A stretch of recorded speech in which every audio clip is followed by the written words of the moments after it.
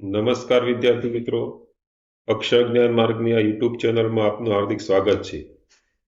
મિત્રો, જ્ઞાન માર્ગ એપ્લિકેશનની અંદર જીકે વિભાગમાં ધોરણ 5 સુધીના અભ્યાસક્રમ આધારિત તમામ સ્પર્ધાત્મક પરીક્ષા માટે ખૂબ જ ઉપયોગી જનરલી નોલેજના આઈએમપી પ્રશ્નોનો પાર્ટ 2 આજે વિડીયો આપણે ચર્ચા કરવાના છીએ. મિત્રો, આ પહેલો આપે પાર્ટ 1 વિડીયો જોયો જ હશે અને એના પ્રશ્નો આપે જોયા જ હશે. આજે આપણે ધોરણ 5માં બાકી રહેલા ઇમ્પોર્ટન્ટ જીકેના પ્રશ્નોની ચર્ચા કરીશું.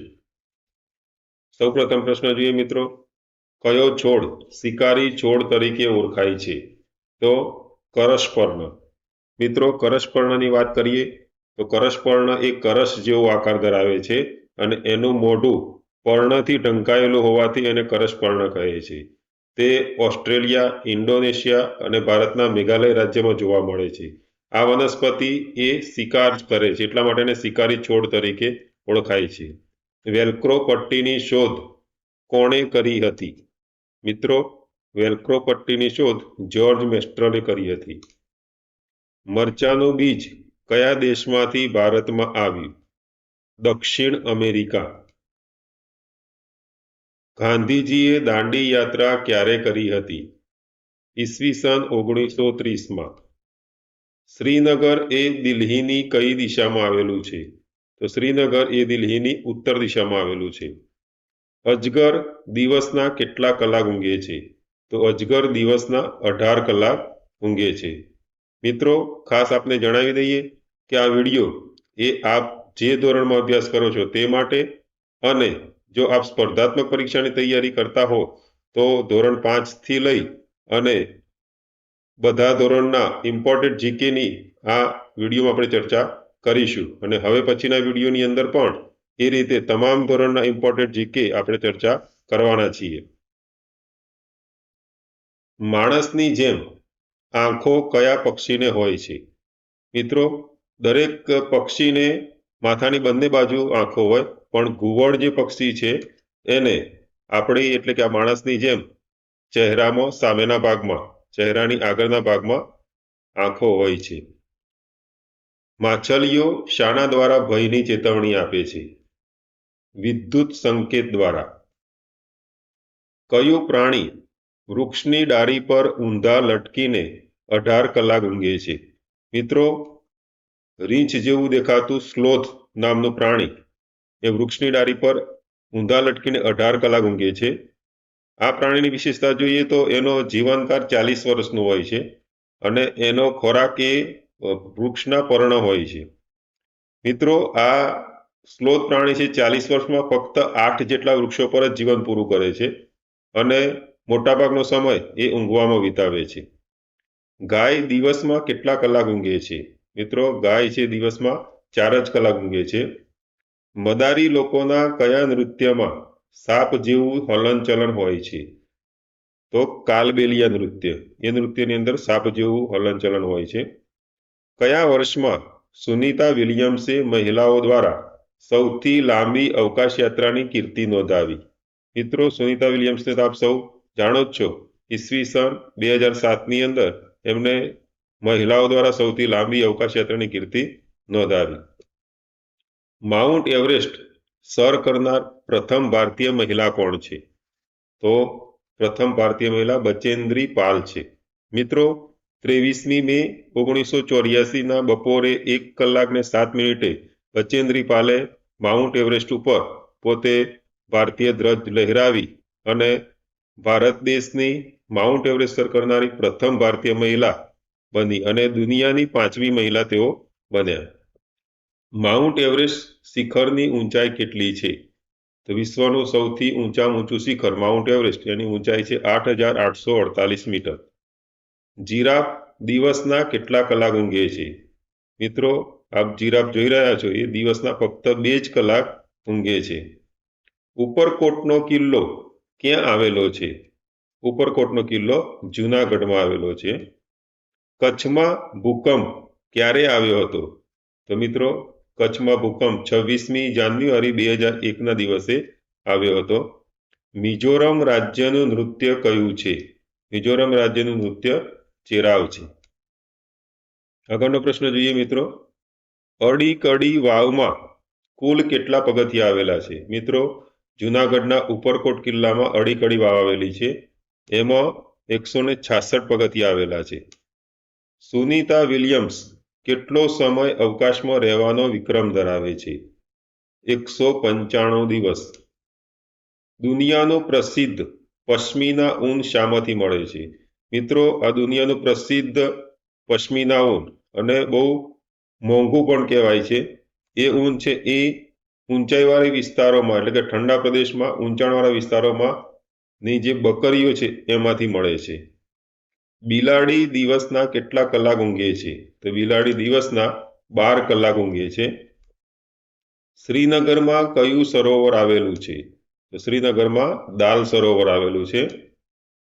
ચંદ્ર પર સૌપ્રથમ પગ મૂકનાર વ્યક્તિ કોણ હતા? મિત્રો, આપને ખબર જ હશે, ચંદ્ર પર સૌપ્રથમ પગ મૂકનાર વ્યક્તિ નીલ આર્મસ્ટ્રોંગ. આગળનો પ્રશ્ન જોઈએ મિત્રો, એક પ્રવેશ દ્વાર વાળી વાવ કયા નામે ઓળખાય છે? નંદા. બે પ્રવેશ દ્વાર વાળી વાવ કયા નામે ઓળખાય છે? ભદ્રા. 3 પ્રવેશ દ્વાર વાળી વાવ કયા નામે ઓળખાય છે? જયા. 4 પ્રવેશ દ્વાર વાળી વાવ કયા નામે ઓળખાય છે? વિજયા. મિત્રો, ખાસ આપને જણાવી દઈએ કે આ પ્રકારના પ્રશ્નો સ્પર્ધાત્મક પરીક્ષામાં ક્યારેક પૂછાતા હોય છે. તો આપણે 1 પ્રવેશ દ્વાર, 2 પ્રવેશ દ્વાર અને 3 પ્રવેશ દ્વાર અને 4 પ્રવેશ દ્વાર આ સળંગ આ પ્રશ્ન લેવાનું કારણ એ છે કે આપણને એ પ્રશ્નો યાદ રહી જાય. નંદા, ભદ્રા, જયા અને વિજયા. કોફીનું બીજ કયા દેશમાંથી ભારતમાં આવ્યું? તો કોફીનું બીજ એ આફ્રિકામાંથી ભારત દેશમાં આવ્યું. વરસાદથી તળાવ ભરાઈ જતા ઉજવણીમાં શું વેચવામાં આવે છે? મિત્રો, જ્યારે વરસાદ પડે અને ગામના તળાવ ભરાઈ જાય ત્યારે ગામ લોકો ભેગા થઈ અને મેઘ લાડુ વેચે છે. મિત્રો, જ્ઞાનમાર્ગ એપ્લિકેશન આપ ડાઉનલોડ કરી જશે. આપે જ્ઞાનમાર્ગ એપ્લિકેશનની અંદર નવોદયનો અભ્યાસક્રમ જોયો હશે. ધોરણ 3 થી 8ના તમામ અભ્યાસક્રમના પીડીએફ, વિડીયો અને ક્વિઝ આપેલા છે. એ ઉપરાંત તમામ પ્રકારના જીકે નું મટીરિયલ્સ પણ એની અંદર આપવામાં આવેલું છે. મિત્રો, જીકે વિભાગની અંદર આપણને જરૂરિયાત પૂરતા પ્રમાણનું જીકે એની અંદર આપવામાં આવેલું છે. એમાં પ્રથમ પોર્ટલ પીડીએફ, એના પછી વિડીયો અને એ જ વિડીયોની આપણે ક્વિઝ 10 પ્રશ્નોની આપણે રમવાનું એમાં આપણને પ્રાપ્ત થાય છે. તો મિત્રો, જ્ઞાનમાર્ગ એપ્લિકેશન આપ ડાઉનલોડ કરશો, આપના મિત્રોને શેર કરશો, અમારી અક્ષર જ્ઞાન માર્ગની આ યુટ્યુબ ચેનલને સબસ્ક્રાઇબ કરશો, બેલ નોટિફિકેશન ઓન કરશો, જેથી અમારા નવા વિડીયો આપને સરળતાથી મળી રહે. આ વિડીયોને લાઈક કરશો અને આપના મિત્રોને શેર કરવાનું ભૂલશો નહીં. આગળનો પ્રશ્ન જોઈએ મિત્રો, જય જય ગરવી ગુજરાત ગીતની રચના કોણે કરી છે? તો કવિ નર્મદે એ ગીતની રચના કરી છે. ગુજરાતનો દરિયા કિનારો કેટલો લાંબો છે? 1600 કિલોમીટર. વાઘની ગર્જના કેટલી દૂર સુધી સંભળાય છે? તો વાઘની ગર્જના છે મિત્રો 3 કિલોમીટર સુધી સંભળાય છે. ગુજરાત રાજ્યનું ક્ષેત્રફળ કેટલું છે? તો આપણા ગુજરાત રાજ્યનું ક્ષેત્રફળ 1,96,024 ચોરસ કિલોમીટર છે. ગુજરાત રાજ્યની સ્થાપના ક્યારે થઈ હતી? 1 મે 1960ના દિવસે ગુજરાત રાજ્યની સ્થાપના થઈ હતી. ભારતનું એકમાત્ર 2 અખાત ધરાવતું રાજ્ય કયું છે? મિત્રો, ખાસ આ પ્રશ્ન બહુ વિશેષતાવાળો છે.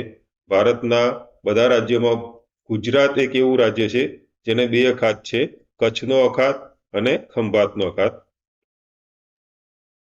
કેટલા પ્રકારના સાપ ઝેરી હોય છે? મિત્રો, આપ સાપ વિશે ઘણું બધું સાંભળ્યું હશે.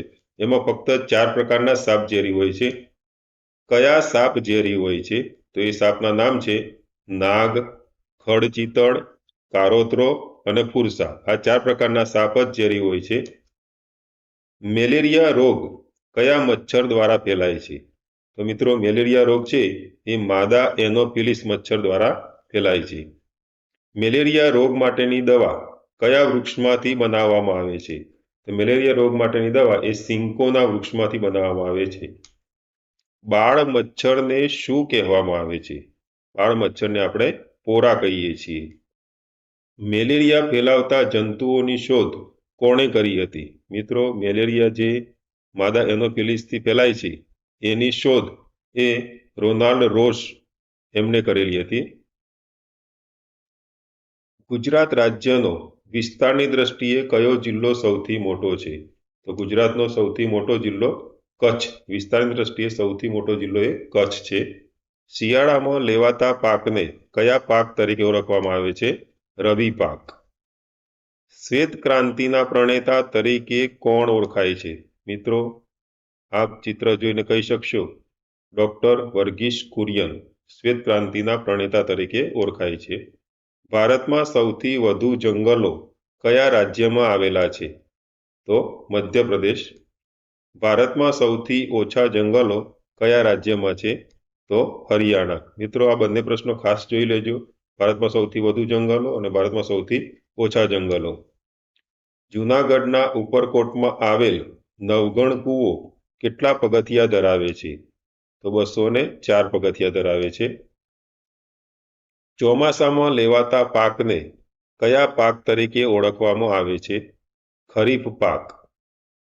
વાઘ રાત્રે આપણા કરતા કેટલું વધારે જોઈ શકે છે? 6 ગણું. મિત્રો, વાઘ છે એ આપણા કરતા રાત્રે 6 ગણું વધારે જોઈ શકે છે. ગુજરાત રાજ્યના પડોશી રાજ્યો કયા કયા છે? તો ગુજરાતના પડોશી રાજ્યો 3 છે: મહારાષ્ટ્ર, મધ્યપ્રદેશ અને રાજસ્થાન. એની શોર્ટ કી બને છે મમરા. મમરા એટલે મહારાષ્ટ્ર, મધ્યપ્રદેશ અને રાજસ્થાન. હૃદયના ધબકારા માપવા માટે કયું સાધન વપરાય છે? તો સ્ટેથોસ્કોપ. ઉનાળામાં લેવાતા પાકને કયા પાક તરીકે ઓળખવામાં આવે છે? જાયદ પાક. જીમ કોર્બેટ નેશનલ પાર્ક ક્યાં આવેલો છે? ઉત્તરાખંડમાં. આગળનો પ્રશ્ન જોઈએ મિત્રો. ગુજરાતનો સૌથી લાંબો દરિયા કિનારો ધરાવતો જિલ્લો કયો છે? મિત્રો, ભારતમાં સૌથી વધુ જો દરિયા કિનારો આપણા ગુજરાત રાજ્યને છે અને એમાં ગુજરાતમાં કયો જિલ્લો સૌથી વધુ દરિયા કિનારો ધરાવે છે? તો કચ્છ, 406 કિલોમીટરનો. ગુજરાતનો દરિયા કિનારો 1600 કિલોમીટર છે, એમાં કચ્છ 406 કિલોમીટર દરિયા કિનારો ધરાવે છે. નિશાચર પ્રાણીઓ વસ્તુને કેટલા રંગમાં જોઈ શકે છે? મિત્રો, જે રાત્રે ફરી શકે છે તેવા પ્રાણીઓ વસ્તુને ફક્ત 2 જ રંગમાં, કાળો અને સફેદ રંગમાં જોઈ શકે છે. જીભની આગળના ભાગે કયો સ્વાદ પારખી શકાય છે? તો મિત્રો, જીભની જો આગળનો ભાગ, જે ટોચનો ભાગ હોય છે, તે આપણને ગળ્યો સ્વાદ પારખી શકાય છે. મેલેરિયા ફેલાવતા જંતુઓની શોધ માટે રોનાલ્ડ રોસને કયું પારિતોષિક મળ્યું?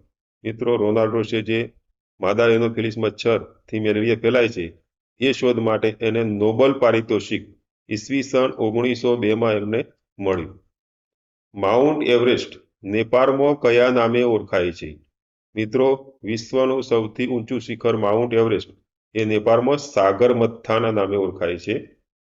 ગુજરાત રાજ્ય વિસ્તારની દ્રષ્ટિએ દેશમાં કયું સ્થાન ધરાવે છે? તો 6થું સ્થાન. મિત્રો, અહીં એક પ્રશ્ન આપેલો છે. ગુજરાતનું એકમાત્ર ગિરિમથક સાપુતારા સમુદ્રથી કેટલી ઊંચાઈ આવેલું છે? મિત્રો, આ પ્રશ્નનો જવાબ આ વિડીયોમાં આપેલો નથી. આ પ્રશ્નનો જવાબ તમારે આ વિડીયોની કોમેન્ટમાં આપણને લખવાનો છે. મિત્રો, આપ આ કોમેન્ટમાં પ્રશ્નનો જવાબ અચૂક લખશો.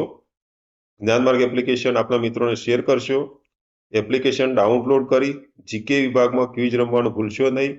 અમારી અક્ષર જ્ઞાન માર્ગની આ ચેનલને સબસ્ક્રાઇબ કરશો, બેલ નોટિફિકેશન ઓન કરશો, જેથી અમારા નવા વિડીયો આપને જરૂરથી મળી રહે. આ વિડીયોને લાઈક કરશો, આપના મિત્રોને અવશ્ય શેર કરશો.